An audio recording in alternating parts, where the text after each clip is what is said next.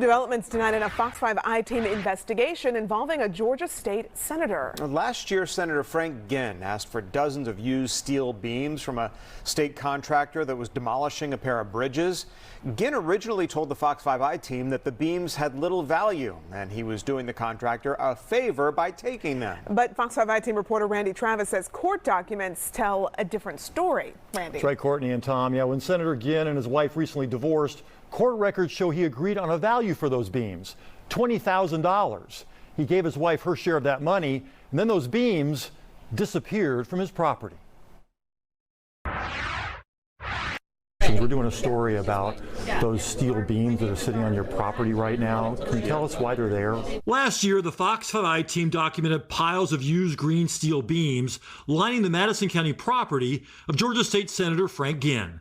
A state contractor gave him the beams after demolishing a pair of bridges in the area. I asked them what they were going to do with the beams, and they said, we've got to get rid of them. Saying he planned to use the beams to build a workshop, Ginn hauled them to his home where they sat for months.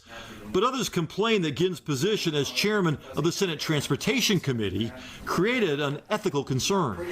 For a person in that position, it does give the appearance of maybe something was not quite right. It sounds like your position is pretty powerful, and yet you're taking something of value, even if it's scrap, from a contractor who's got a state job. If that's what you want to imply, I don't believe that's the case. If you sold those for scrap, we're talking several thousands of dollars. I don't know that. Were those beams valuable?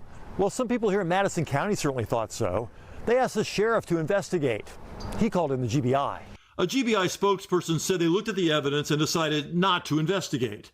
But the spokesperson admits that was before hearing what else the Fox 5 ITeam uncovered. I do think that does cross the line. In a divorce settlement filed in February, Ginn agreed to pay his ex-wife $10,400 for the value of the steel beams, her share of the $20,000 estimate Robin Ginn submitted for the entire collection. A few months later, the beams disappeared from Senator Ginn's property. Where did they wind up? At this recycling center in Toccoa. On his official Facebook page, Ginn posed with John Carter, the owner of that Toccoa scrapyard, on the day in April a metal recycling bill was signed into law.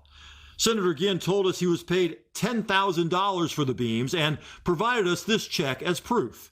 He insists he did not get any additional money and said again there was, quote, absolutely nothing wrong with a contractor giving me the beams. People like Madison County Commission Chairman Todd Higdon aren't so sure. When you're in an elected spotlight, you know, every action you make reflects back on you.